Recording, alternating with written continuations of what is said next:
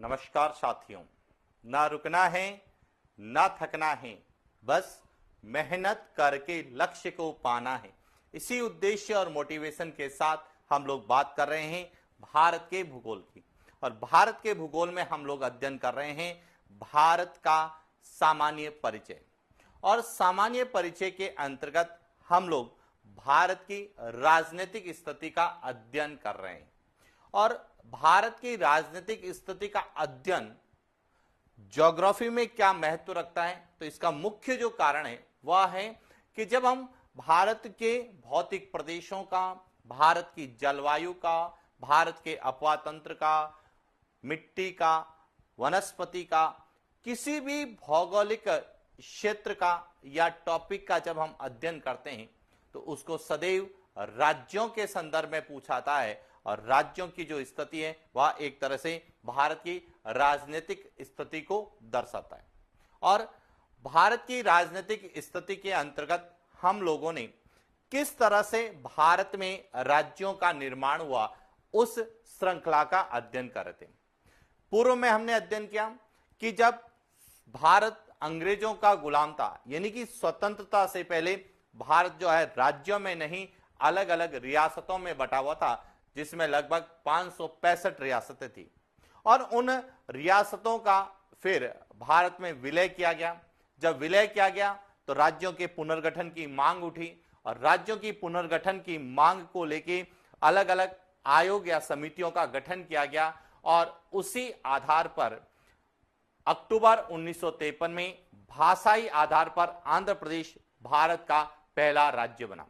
और जब आंध्र प्रदेश भारत का भाषाई आधार पर पहला राज्य बना तो उसके बाद अन्य जो राज्य या अन्य जो भाषा के लोग थे उन्होंने इस मांग को और तेज किया। तो अब भारत सरकार के सामने एक चुनौती हो गई कि अब राज्यों का पुनर्गठन भाषा के आधार पर किया जाए या नहीं किया जाए। और इसी कड़ी में भारत सरकार ने एक आयोग का गठन किया जिसे हम कहते हैं राज्य पुनर्गठन आयोग। यानी कि 22 दिसंबर 1953 को तत्कालीन प्रधानमंत्री पंडित जवाहरलाल नेहरू ने न्यायमूर्ति फजल अली की अध्यक्षता में एक आयोग का गठन किया जिसे राज्य पुनर्गठन आयोग कहा जाता है। राज्य पुनर्गठन आयोग में 3 सदस्य थे। एक अध्यक्ष डॉक्टर फजल अली, उसके साथ के.एम. पणिकर और तीसरे थे हृदयनाथ कुंजरू। तो देखिए, बात करते हैं भारत की राजनीतिक स्थिति की।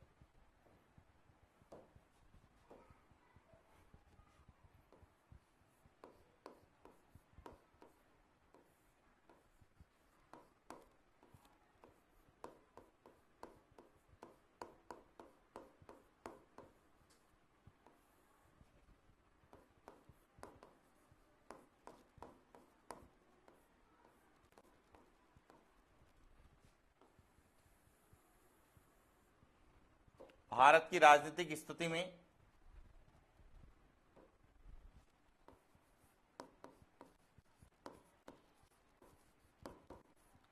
अक्टूबर 1953 में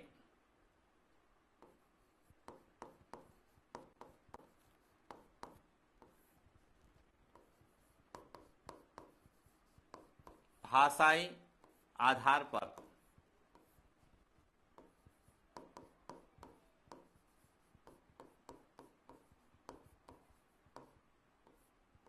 आंध्र प्रदेश,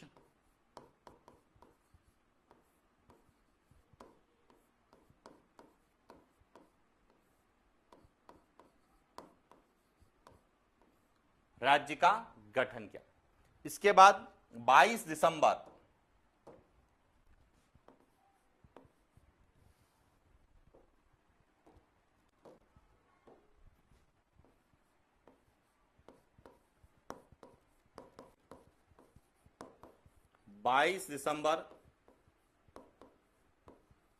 1953 को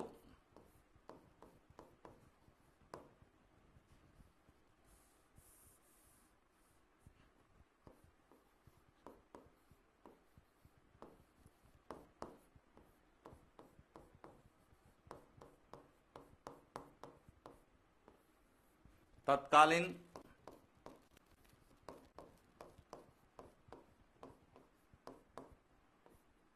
प्रधानमंत्री पंडित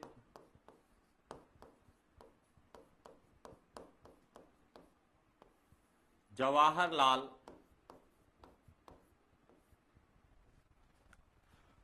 नेहरू ने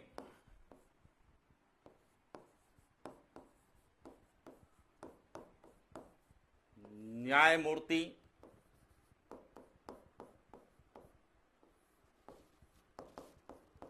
फजल अली की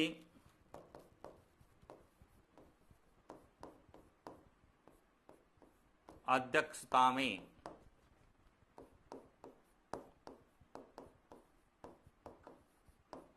त्रिसदस्यीय राज्य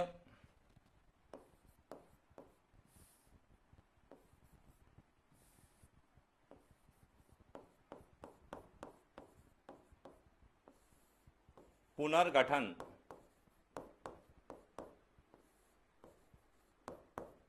आयोग की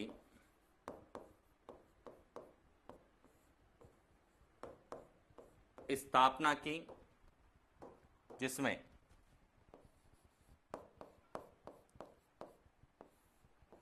फजल अली यह क्या थे, अध्यक्ष थे।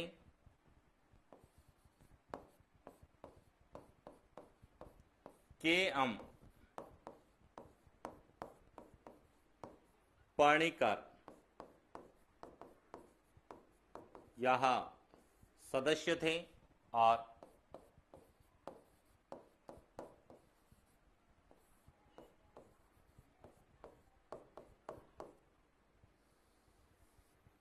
हृदयनाथ कुंजरू यह भी क्या थे,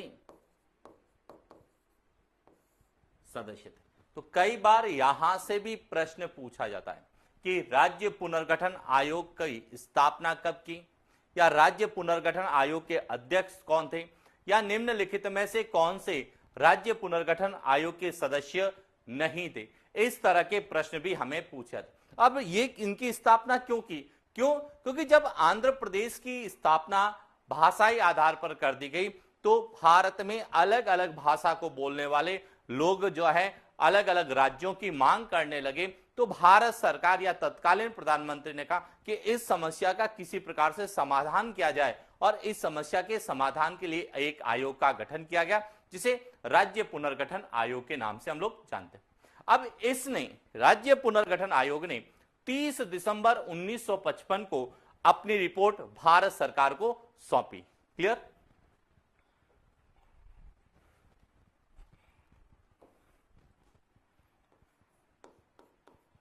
राज्य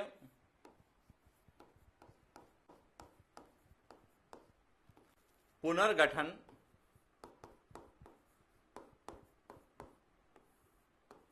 आयोग ने 30 दिसंबर 1955 को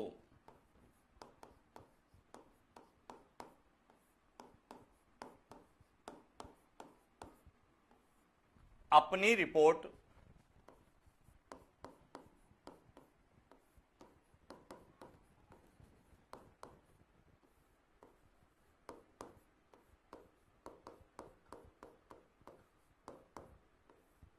भारत सरकार को सौंपी। किसको सौंपी? भारत सरकार। और भारत सरकार ने राज्य पुनर्गठन आयोग की सिफारिश पर जो है एक अधिनियम बनाया। लेकिन अब प्रश्न उठता है कि राज्य पुनर्गठन आयोग ने किस आधार पर राज्यों के पुनर्गठन की सिफारिश की? तो राज्य पुनर्गठन आयोग ने भाषा और संस्कृति के आधार पर राज्यों के पुनर्गठन की सिफारिश की।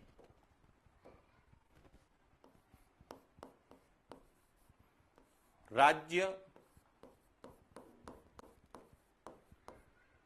पुनर्गठन आयोग ने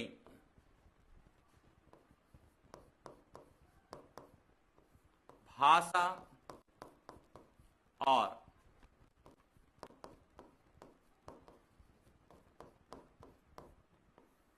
संस्कृति के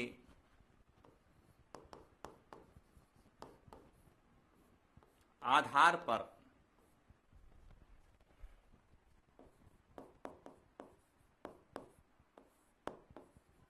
राज्यों के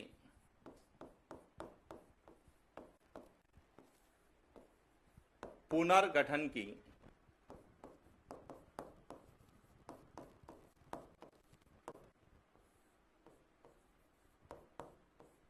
सिफारिश की। यानी कि राज्य पुनर्गठन आयोग ने कहा कि राज्यों का जो पुनर्गठन है वह भाषा और संस्कृति के आधार पर किया जाना चाहिए, और आंध्र प्रदेश जो है भाषा के आधार पर जो आंध्र प्रदेश राज्य का गठन किया गया वह भी क्या था, उचित था।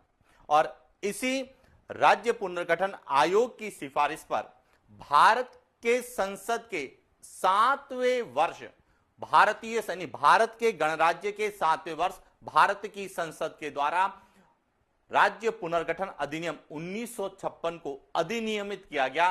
और यह प्रश्न कई बार पूछा गया है कि राज्य पुनर्गठन अधिनियम 1956 कब लागू हुआ। तो देखिए,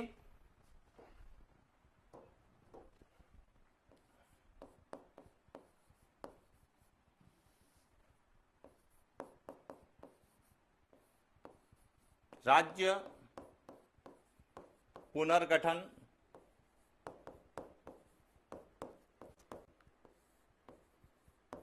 आयोग की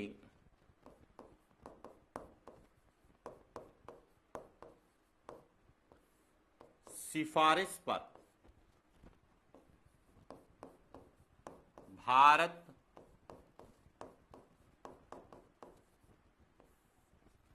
गणराज्य के 7वें वर्ष।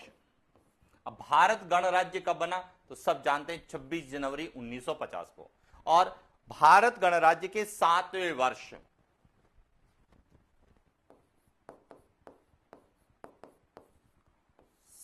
संसद द्वारा राज्य पुनर्गठन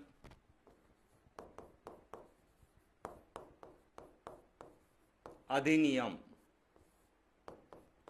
1956 भारतीय संसद के द्वारा भारतीय गणराज्य के 7वें वर्ष राज्य पुनर्गठन अधिनियम को क्या अधिनियमित किया गया।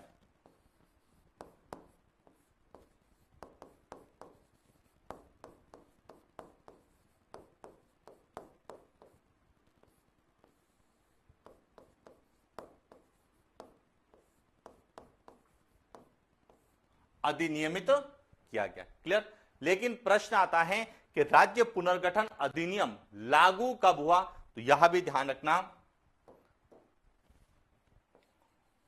31 अगस्त 1956 को राज्य पुनर्गठन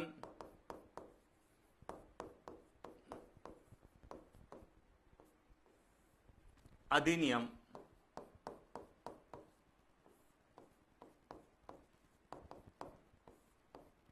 कब लागू हुआ, 31 अगस्त 1956। क्लियर हो गया। अब आता है कि राज्य पुनर्गठन अधिनियम 1956 के तहत ही 1 नवंबर 1956 को भारत में 14 राज्य और 6 केंद्र शासित प्रदेशों का निर्माण भी किया गया। तो देखिए,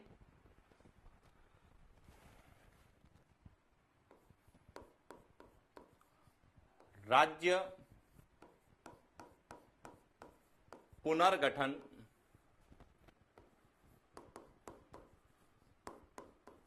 अधिनियम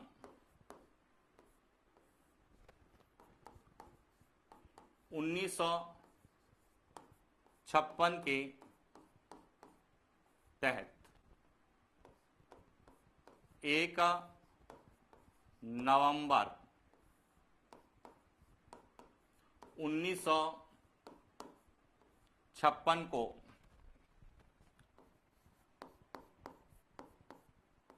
भारत में 14 राज्य एवं 6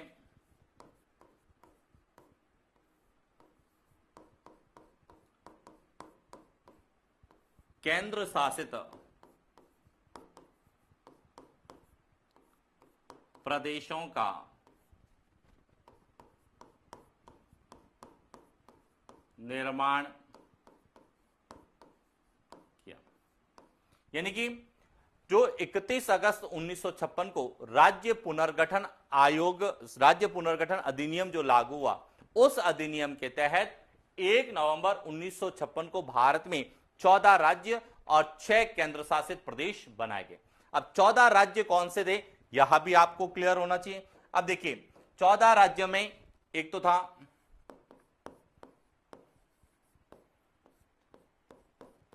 आंध्र प्रदेश, कि जो भाषाई आधार पर आंध्र प्रदेश पहला राज्य बनाएगा, उसमें हैदराबाद को मिलाकर जो है 1 नवंबर 1956 को आंध्र प्रदेश को राज्य बनाया। किसके तहत? राज्य पुनर्गठन अधिनियम के तहत। इसके बाद दूसरा है राजस्थान।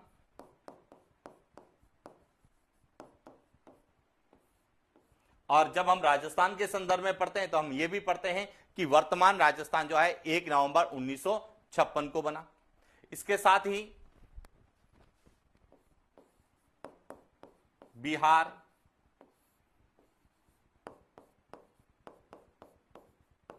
उत्तर प्रदेश,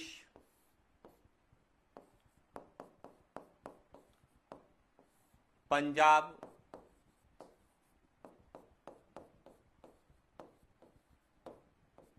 मध्य प्रदेश और साथ में जो है मद्रास, मैसूर, बॉम्बे,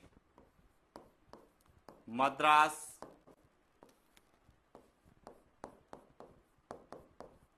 मैसूर,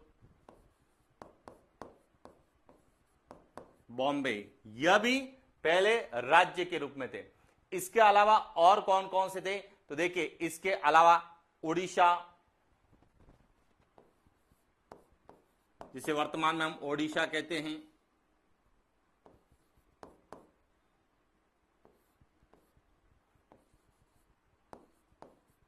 केरल,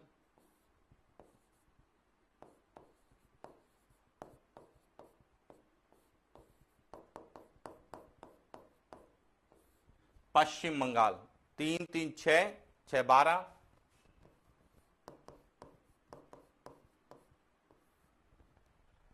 असम, और कौन सा बना? 1 2 3 4 5 6 7 8 9 10 11 12 13 और 14वां कौन सा था? जम्मू कश्मीर। इस तरह से 1 नवंबर 1956 को जो है भारत में 14 राज्य यह बनाए गए और 6 केंद्र शासित प्रदेश बने। अब 6 केंद्र शासित प्रदेश कौन से थे, अब समझना। 6 केंद्र शासित प्रदेश में एक तो बनाया गया था त्रिपुरा। किसको बनाया गया था? त्रिपुरा पहले केंद्र शासित प्रदेश था, फिर उसे राज्य का दर्जा दिया गया। और मणिपुर,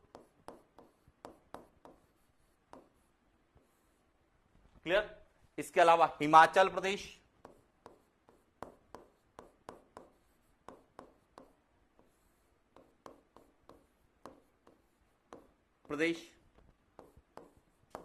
दिल्ली,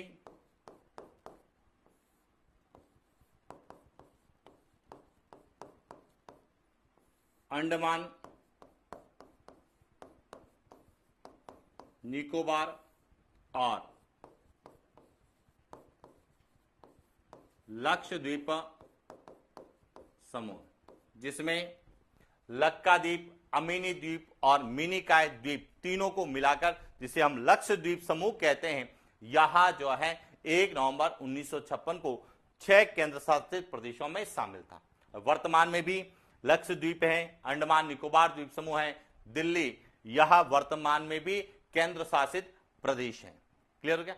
ये तो कब की स्थिति बता रहे हैं, जब 1 नवंबर 1956 को राज्य पुनर्गठन अधिनियम के तहत राज्यों का गठन किया गया। लेकिन यदि हम बात करें वर्तमान की, तो वर्तमान में भारत में 28 राज्य और 8 केंद्र शासित प्रदेश है। अब यह भी समझना कि वर्तमान में भारत में कितने हैं, तो देखिए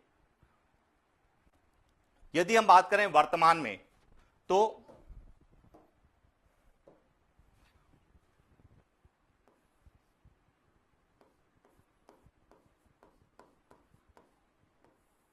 वर्तमान में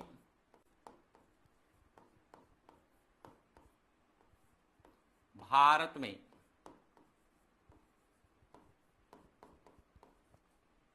28 राज्य एवं 8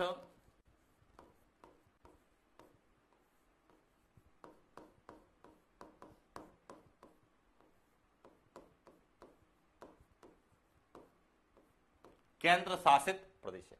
अब देखिए 8 केंद्र शासित प्रदेश कौन से हैं, एक एक को लेके बात करते हैं। सबसे पहले यहां से, यहां है लद्दाख, यहां है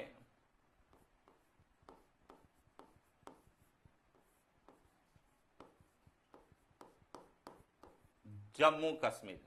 जो पहले जम्मू कश्मीर राज्य था उसे 2 भागों में विभाजित करके वर्तमान में केंद्र शासित प्रदेश का दर्जा दिया गया है, जिसमें एक जम्मू कश्मीर है और दूसरा लद्दाख है। इसके बाद है तीसरा, वह है दिल्ली। चौथा जो है वह है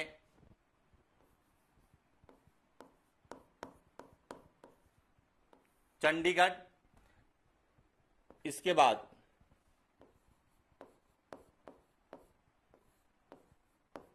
दमन द्वीप,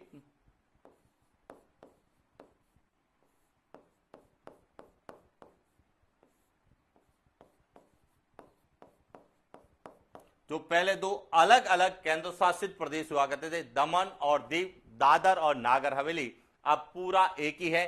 दमन द्वीप और दादर नागर हवेली पूरा एक ही केंद्र शासित प्रदेश है। इसके बाद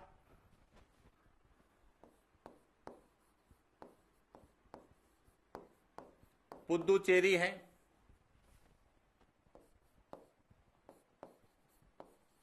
लक्षद्वीप द्वीप समूह है, और 8वां जो है वह अंडमान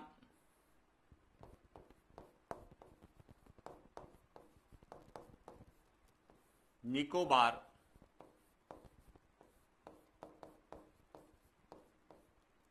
इस तरह से वर्तमान में भारत में 8 केंद्र शासित प्रदेश, 1 2 3 4 5 6 7 और 8।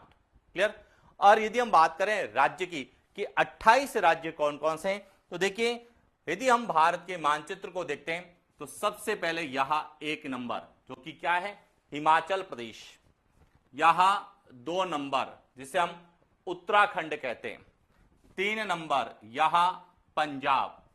इसके बाद 4 नंबर हरियाणा, 5 नंबर राजस्थान, 6 उत्तर प्रदेश, 7 मध्य प्रदेश, 8 बिहार, 9 झारखंड, 10 पश्चिम बंगाल, 11 छत्तीसगढ़, 12 गुजरात, 13 महाराष्ट्र, 14 उड़ीसा, 15 तेलंगाना, 16 आंध्र प्रदेश, 17 कर्नाटक, 18वां गोवा, 19वां केरल, 20वां तमिलनाडु,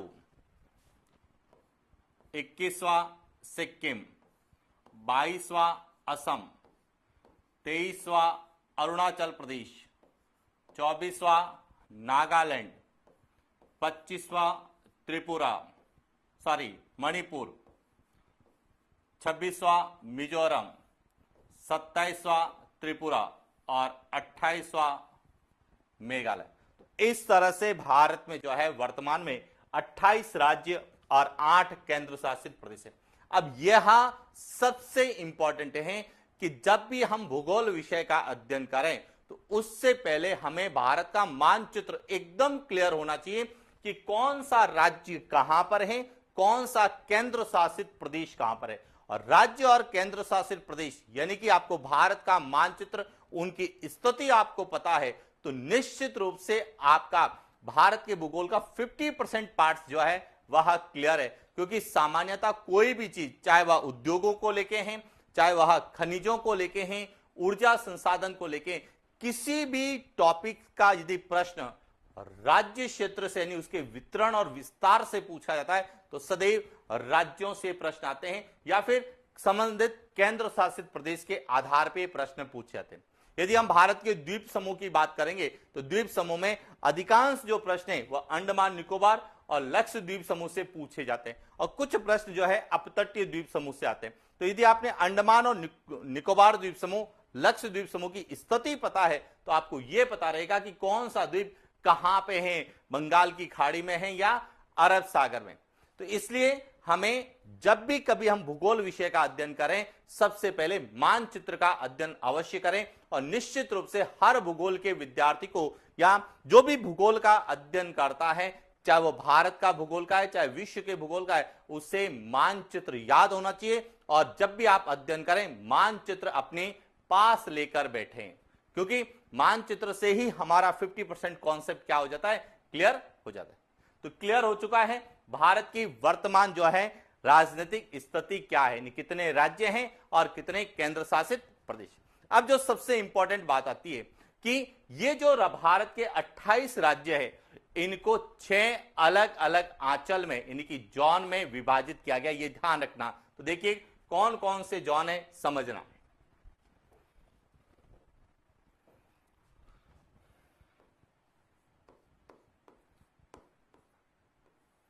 भारत के 28 राज्यों को 6 अंचल या जोन में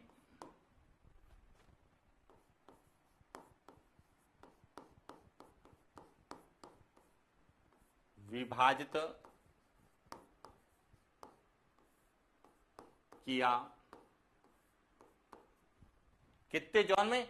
6 जोन में विभाजित किया गया। अब देखिए जोन कौन कौन से हैं। सबसे पहले हम बात करते हैं फर्स्ट ए की।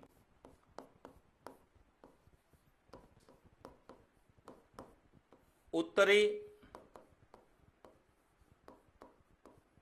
अंचल या जिसे हम कहते हैं नॉर्थ जोन।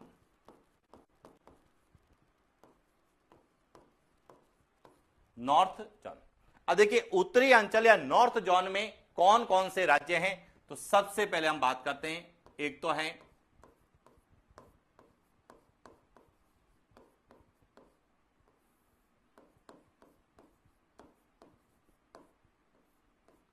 हिमाचल प्रदेश है। इसके बाद दूसरा जो है वह है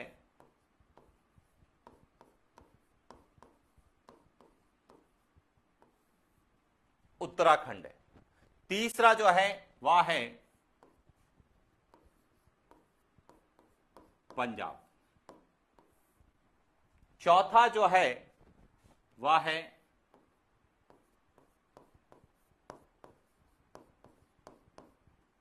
हरियाणा और पांचवा है वह है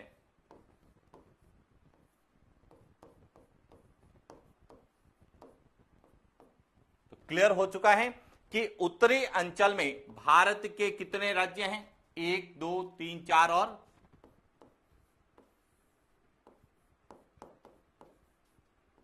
5 राज्य और इसके साथ 3 केंद्र शासित प्रदेश हैं। यह भी ध्यान रखना 3 केंद्र शासित प्रदेश। और 3 केंद्र शासित प्रदेश कौन से हैं? एक तो है लद्दाख। कौन सा है? लद्दाख। दूसरा है जम्मू कश्मीर। और तीसरा है, वह कौन सा है? दिल्ली। तो जो 28 राज्यों को 6 अंचल या जोन में विभाजित किया गया है, उसमें सबसे पहला है उत्तरी अंचल, जिसमें 5 राज्य और 3 केंद्र शासित प्रदेश शामिल है। इसके बाद आता है दक्षिणी अंचल, साउथ जोन। तो देखिए, दक्षिणी अंचल की बात करते हैं, साउथ जोन की।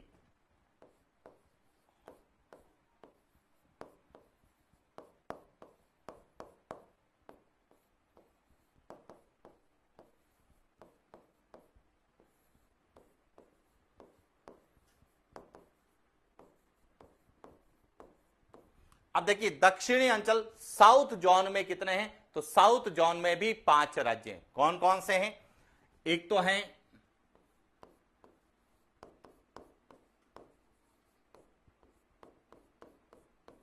आंध्र प्रदेश है, दूसरा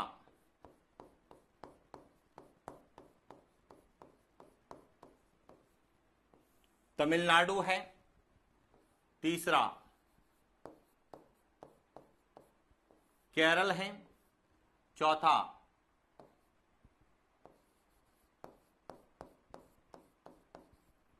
कर्नाटक है, और पांचवा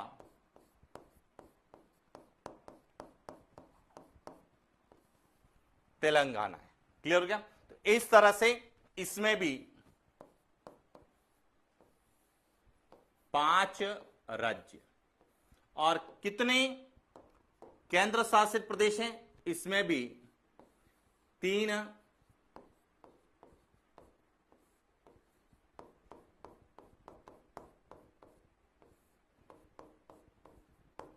केंद्र शासित प्रदेश हैं।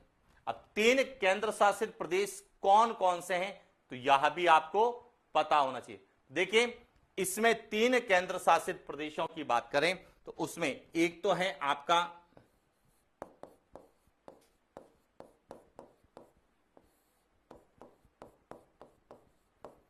अंडमान निकोबार, दूसरा है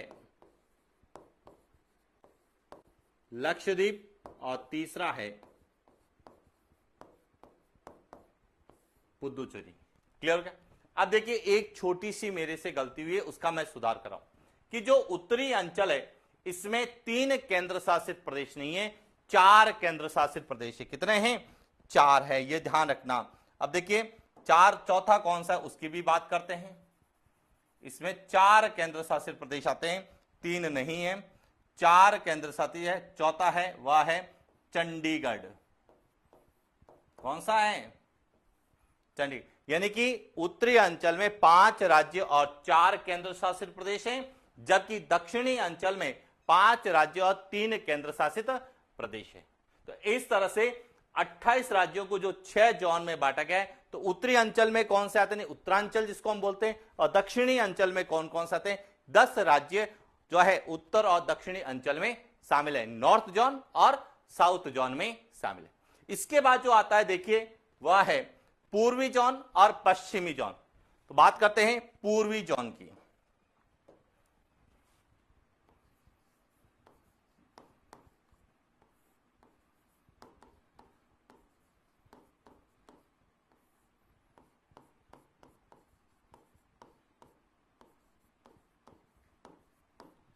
ईस्ट जोन। अब इसमें देखिए कौन कौन से हैं। तो इसमें आता है एक तो आपके बिहार, एक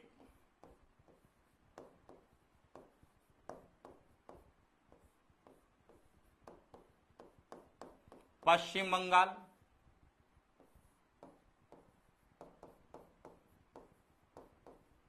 झारखंड और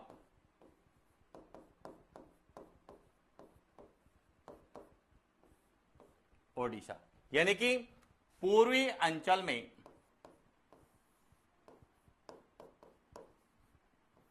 4 राज्य हैं और इसमें कोई भी केंद्र शासित प्रदेश शामिल नहीं। इसके बाद आता है पश्चिमी अंचल।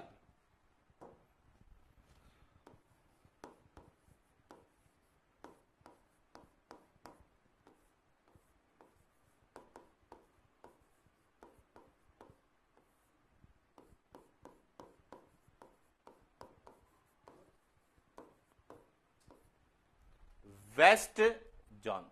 अब देखिए पश्चिमी अंचल में भी कितने राज्य हैं? 4। कौन कौन से हैं?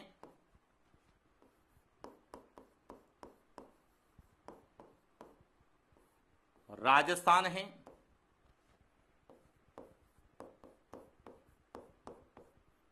गुजरात है, महाराष्ट्र है और तो इसमें जो है वह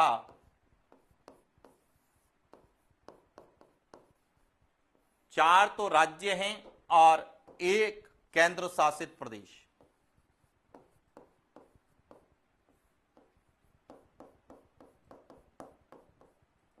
केंद्र शासित प्रदेश कौन सा है?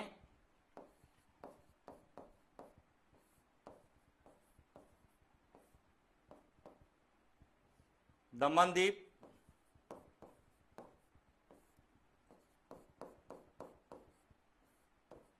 दादर, नागर हवेली। तो क्लियर हो चुका है कि पश्चिमी अंचल में भी 4 राज्य हैं और पूर्वी अंचल में भी 4 राज्य, 8 यहां और उत्तरी अंचल में 5 और दक्षिणी अंचल में 5। इसके बाद जो आता है वह आता है आपके एक तो मध्यवर्ती अंचल, सेंट्रल जोन। मध्यवर्ती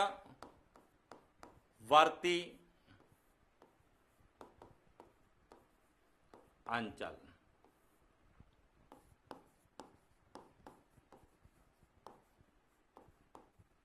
सेंट्रल जोन, जिसमें 2 राज्य आते हैं। कितने राज्य हैं? 2 राज्य हैं। कौन कौन से हैं? एक तो है मध्य प्रदेश और दूसरा है वह है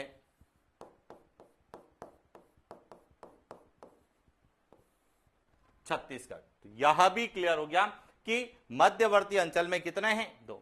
और इसके बाद जो छठा अंचल है जिसे पूर्वोत्तर अंचल कहते हैं वह है पूर्वोत्तर अंचल।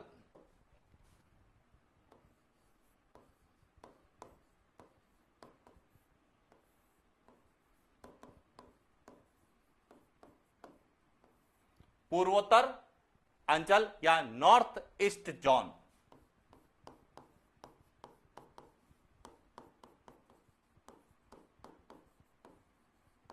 North east zone.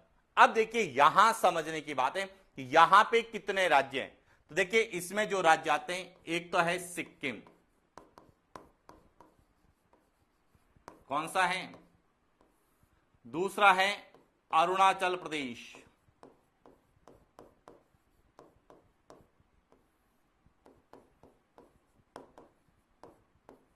उसके बाद है असम।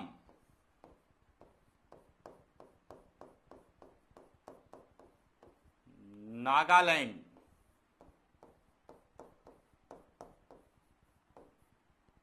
मणिपुर,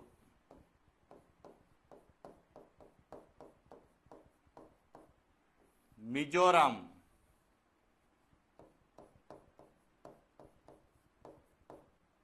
त्रिपुरा और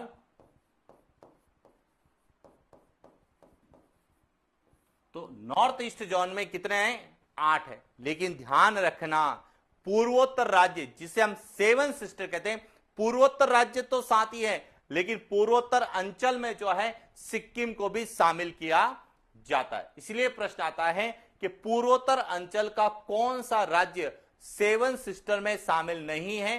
तो वह है सिक्किम।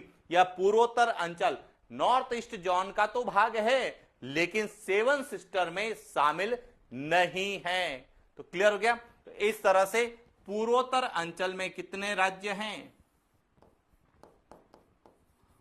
8 राज्य। तो इस तरह से जो वर्तमान में भारत की राजनीतिक स्थिति है, यानी जो 28 राज्य और 8 केंद्र शासित प्रदेश है, उन 28 राज्य और 8 केंद्र शासित प्रदेशों को 6 अंचल में बांटा गया है, जिसमें अलग अलग राज्य शामिल है। पॉइंट क्लियर हो गया। अब बात आते हैं इनसे संबंधित कुछ और प्रश्न जो हमसे एग्जाम में पूछे जाते हैं। क्या, देखिए समझना। इसके बाद जो सबसे इंपॉर्टेंट आता है वह आता है सेवन सिस्टर, 7 बहनें या 7 बहनें जो राज्य के रूप में जानी जाती है, यानी कि सेवन सिस्टर।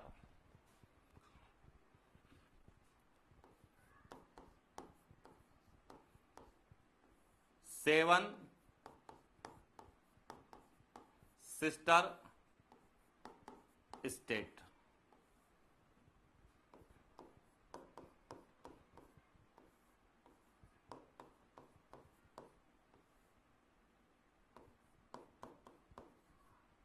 वे राज्य जो संयुक्त रूप से 7 बहनों के रूप में जाने जाते हैं, सेवन सिस्टर स्टेट कौन कौन से? तो जो भारत के पूर्वोत्तर राज्य हैं, इसमें कौन से राज्य आते हैं?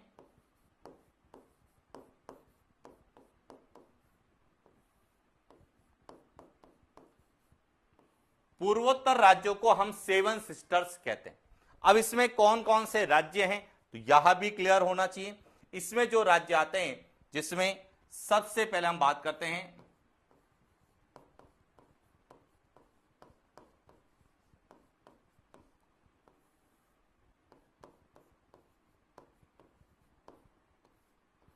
अरुणाचल प्रदेश। इसके बाद दूसरा है वह है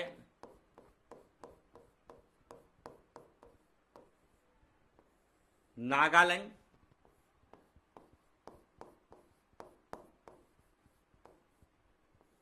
मणिपुर,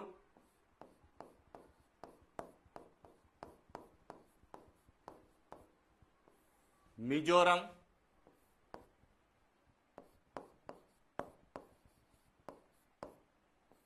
त्रिपुरा,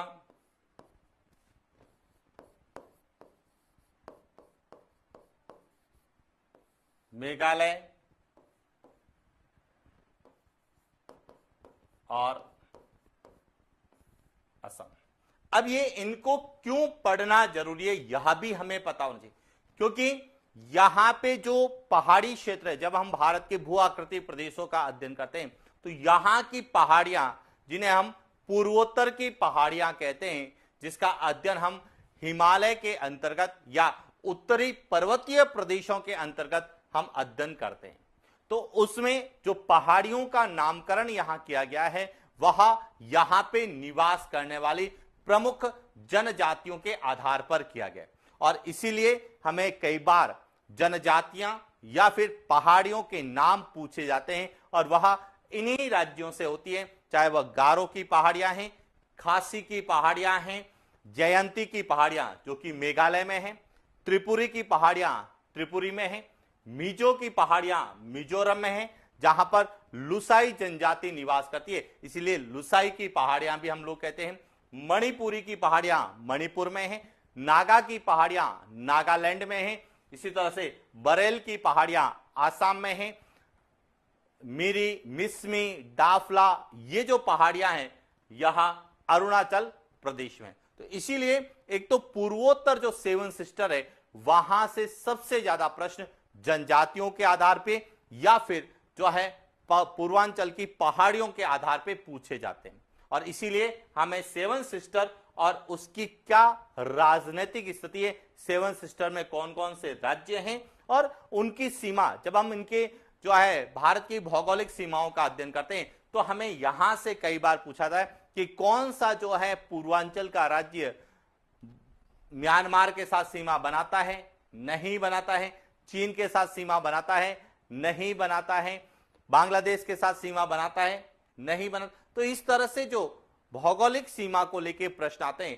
तो यहां से कई बार एग्जाम में प्रश्न पूछे गए। क्लियर हो गया? तो इसीलिए इनको भी समझना, सेवन सिस्टर को समझना जरूरी है। और शायद अब आपको क्लियर हो चुका होगा कि सेवन सिस्टर के अंतर्गत कौन कौन से राज्य हैं और पूर्वोत्तर अंचल में कौन कौन से राज्य हैं।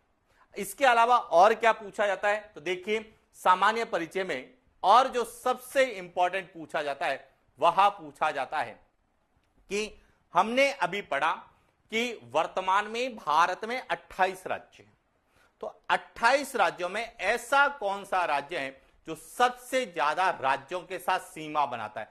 अब समझना, देखिए सबसे इंपॉर्टेंट बात है वह है कि यहां जो राज्य आपको दिख रहा है,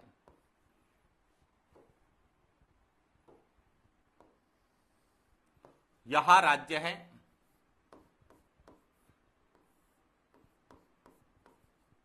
उत्तर प्रदेश। कौन सा है? उत्तर प्रदेश। उत्तर प्रदेश जो है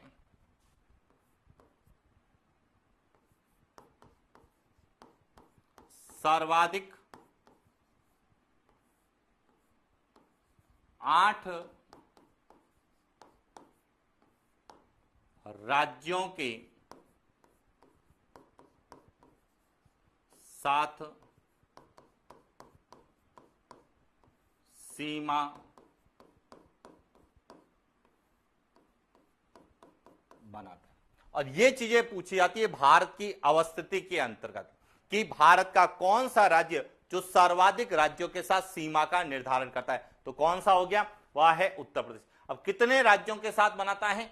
8 राज्यों के साथ बनाता है। अब कौन कौन से राज्यों के साथ बनाता है, तो देखिए एक एक को समझते हैं कि किस किस राज्य के साथ सीमा लगती है। तो सबसे पहले यहां से बात करते हैं। तो यहां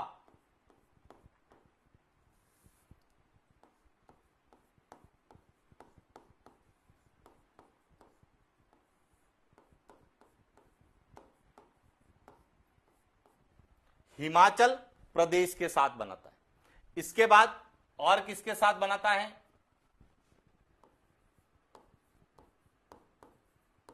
उत्तराखंड के साथ बनाता है। और किसके साथ बनाता है? पंजाब के साथ। और किसके साथ बनाता है? हरियाणा के साथ। और किसके साथ बनाता है?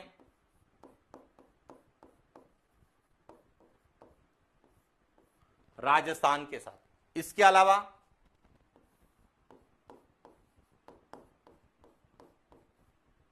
बिहार,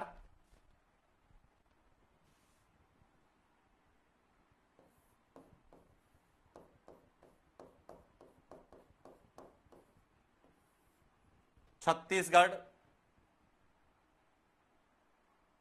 सॉरी यहां एक गलती कर दी मैंने, हरियाणा के साथ बनाता है, पंजाब के साथ नहीं बनाता है।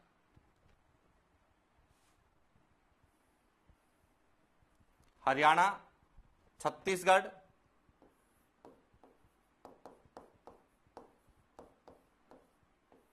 झारखंड और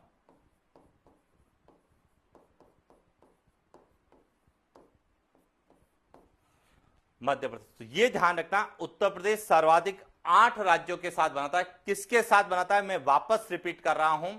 सबसे पहले हिमाचल प्रदेश के साथ, उत्तराखंड के साथ, हरियाणा के साथ। मैंने गलती से पंजाब लिख दिया था, पंजाब के साथ यह नहीं बनाता है। हरियाणा और राजस्थान 4 राज्य तो यहां, बिहार, झारखंड, छत्तीसगढ़ और मध्य प्रदेश। तो टोटल कितने हो गए? 8 राज्यों के साथ सीमा बनाता है। लेकिन अभी हाल ही में जो है राजस्थान हाईकोर्ट का एक पेपर हुआ, उसमें एक प्रश्न पूछा गया था, बहुत अच्छा प्रश्न था कि निम्न में से कौन सा जिला 4 राज्यों के साथ सीमा निर्धारित करता है, या किस जिले की सीमा 4 राज्यों के साथ लगती है। और पूरे भारत में एकमात्र जिला है उत्तर प्रदेश का सोनभद्र। कौन सा है? सोनभद्र। अब समझना इसकी कहानी, जो सबसे इंपॉर्टेंट है वह है कि यहां पे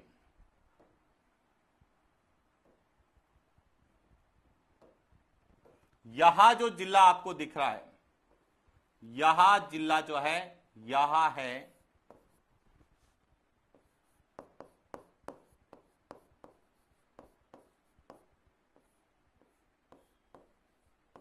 सोनभद्र, उत्तर प्रदेश।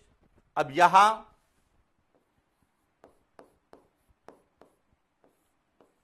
भारत का एकमात्र जिला जो 4 राज्यों के साथ सीमा बनाता है। कौन कौन से हैं? बिहार, झारखंड,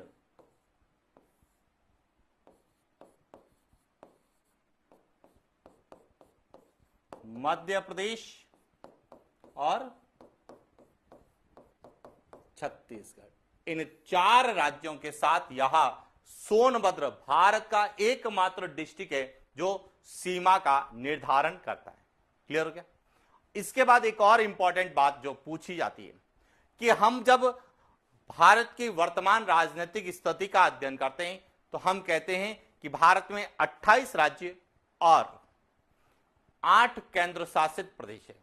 अब इन 28 राज्य और 8 केंद्र शासित प्रदेशों में एकमात्र ऐसा केंद्र शासित प्रदेश है जिसका नाम है पुद्दुचेरी। कौन सा है? पुद्दुचेरी। यहां है पुद्दुचेरी। यहां एक ऐसा केंद्र शासित प्रदेश है जो 3 राज्यों में फैला हुआ है। कितने राज्यों में? 3। कैसे? देखिए समझना। 3 राज्यों में कैसे? कि इसका एक भाग है जिसको कहते हैं यनम।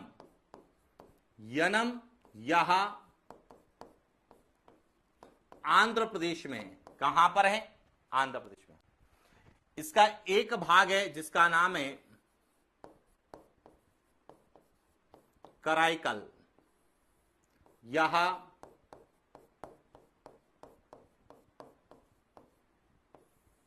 तमिलनाडु में। और एक भाग है वह है माहे। यहां किस राज्य में है? केरल में। तो इसीलिए पुद्दुचेरी एकमात्र ऐसा केंद्र शासित प्रदेश है जो 3 राज्यों में फैला हुआ है। इसको मैं यहां पे नोट कर रहा हूं, देखिए समझना। यहां पर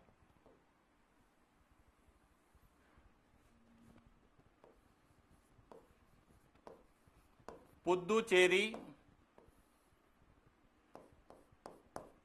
3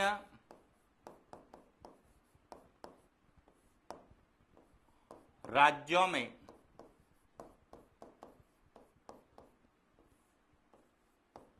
विस्तृत है। इसमें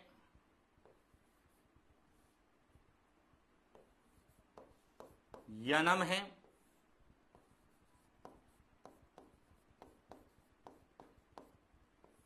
कराईकल है और माय है। क्लियर हो गया? तो ये ध्यान रखना।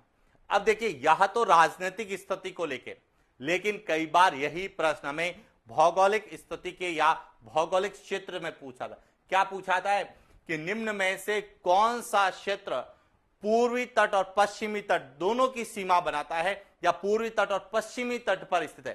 तो यह भारत का पूर्वी तट और यह भारत का पश्चिमी तट। तो पुद्दुचेरी एक ऐसा क्षेत्र है या ऐसा केंद्र शासित प्रदेश है जो दोनों सीमाएं बनाता है। पूर्वी तटीय सीमा भी बनाता है और पश्चिमी तटीय सीमा भी बनाता है। पूर्वी तट पर यनम, पुद्दुचेरी और कराईकल स्थित है, जबकि पश्चिमी तट पर माहे जो कि केरल में स्थित है। तो इस तरह से राजनीतिक स्थिति को भी भौगोलिक सीमा के साथ, अवस्थिति के साथ, भौगोलिक क्षेत्र के साथ जोड़ के पूछा जा सकता है। और इसीलिए जब हम किसी भी क्षेत्र के भूगोल का अध्ययन करते हैं या भारत के भूगोल का अध्ययन करते हैं तो सबसे पहले हमें उसके नामकरण और साथ ही उसकी राजनीतिक स्थिति, वर्तमान में कितने राज्य हैं, कितने केंद्र शासित प्रदेश हैं, उनकी क्या स्थिति है और उनको किस तरह से अलग अलग क्षेत्र में शामिल किया गया है और उसमें से क्या किसकी विशेषता है, यह सब हमें एग्जाम पॉइंट ऑफ व्यू से पूछा जाता है। और हमने उसी तरीके से अध्ययन किया है जिस तरह से हमें एग्जाम में पूछा जाता है। क्लियर हो गया? तो ये था आज का हमारा सेशन, जिसमें हमने भारत के सामान्य परिचय के अंतर्गत भारत की वर्तमान राजनीतिक स्थिति का अध्ययन किया, और इसी के साथ भारत के सामान्य ज्ञान का यह जो टॉपिक है वह कंप्लीट होता है।